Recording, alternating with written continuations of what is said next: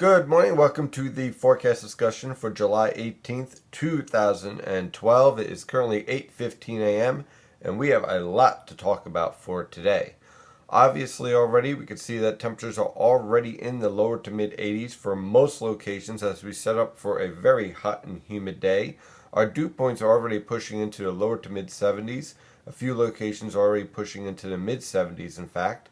And that's going to translate to temperatures pushing into the lower to mid 90s along the coast, possibly a few upper 80s, let's say right around eastern Long Island and along the extremely immediate New Jersey coast. But away from the coast, we're looking at temperatures in the mid to upper 90s, and especially in your urban locations like around New York City, Newark, much of southwestern New Jersey, the Philadelphia metro. And those type of temperatures combined with humidity already pushing well into the 70s is going to translate to a heat index well over 100 degrees for this afternoon. But we're not just going to be dealing with the heat today. We're also going to be dealing with the threat for strong to severe thunderstorms. And these thunderstorms could be on par to the severe event we saw a couple of weeks ago where we lost power and we had some significant wind damage throughout the northern Mid-Atlantic. Taking a look at the latest radar, we can see that we don't really have much in the way of thunderstorms developing right now, but we're starting to see the hints of development already starting to show up over northern Pennsylvania, central New York, and a little bit over the Hudson River Valley. This is associated with a cold front that is approaching from the Great Lakes. We're also seeing a few thunderstorms developing over the Ohio River Valley and over the eastern Great Lakes. So the thunderstorm threat is already starting to bubble up here, but we're not going to really see an apex of the thunderstorm development until this afternoon after the hot temperatures set themselves up. Now, looking at the water vapor satellite picture, you can see one very strong upper level disturbance diving through southeastern Canada. The heart of this disturbance obviously will not move through the northern Mid-Atlantic, but this tail end part will. And you can see all these mid-level disturbances moving through the eastern Great Lakes now. What I'm concerned about is that we're going to be dealing with strong winds aloft. Strong winds aloft combined with thunderstorms usually translates to very strong wind gusts. Now, the reason why these thunderstorms will be capable of pulling down those winds is because we have so much moisture in the atmosphere. It interacts with drier, colder air aloft.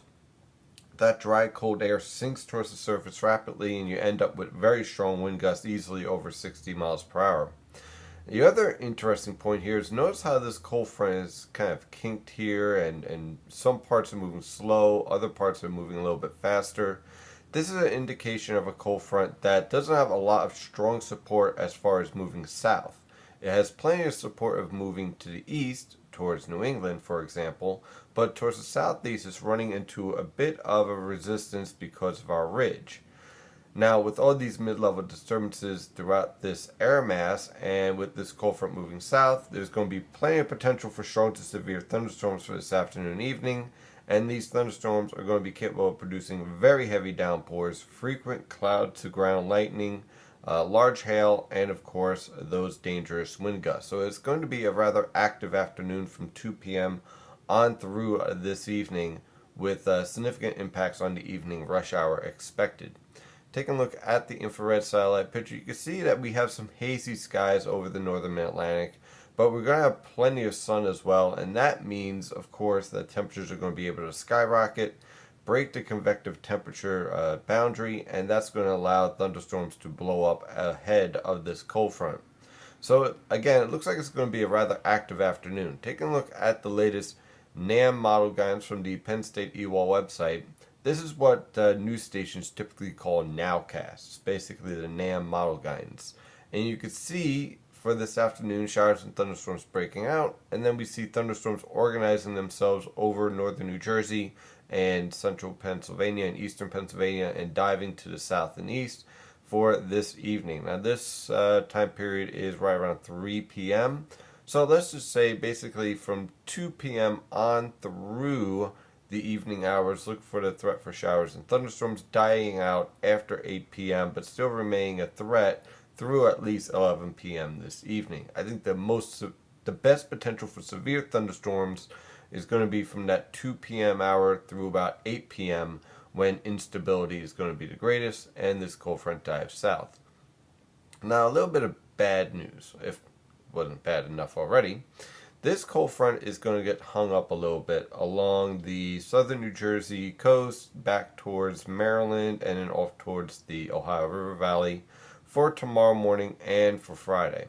And what that's going to mean is that we're going to remain under the threat for scattered showers and thunderstorms. Now, the temperatures for tomorrow afternoon will still be relatively hot, just not as humid, with temperatures ranging from the lower to mid 90s. By Friday, though, the cooler air finally builds in from the Great Lakes, and our temperatures will range from the lower to mid 80s with much lower dew points. The weekend is going to be absolutely outstanding with high pressure and control. Temperatures basically ranging near normal from the lower to mid 80s for highs, and the lows will be basically around the lower to mid 60s. So rather comfortable for this weekend with Canadian high pressure and control. Another cold front will move through for Monday with a few scattered showers, perhaps an isolated thunderstorm, but the air mass will be nowhere near as dynamic as it is for this afternoon. Then high pressure returns for Tuesday, but notice that high pressure system is anchored more towards the Tennessee River Valley and towards the western Atlantic, which means that we're going to see a return to our humidity once again for Tuesday, and it looks like our heat wave will return just in time for the middle and end of next week, with temperatures rebounding into the 90s once again, humidity on the rise, hot and humid once again. That's our summer. So keep an eye on those strong to severe thunderstorms. I'll have live coverage, and I'll have the latest weather information at nynjpaweather.com and nynjpaweather on Twitter and Facebook. Have a wonderful day. Stay safe out there.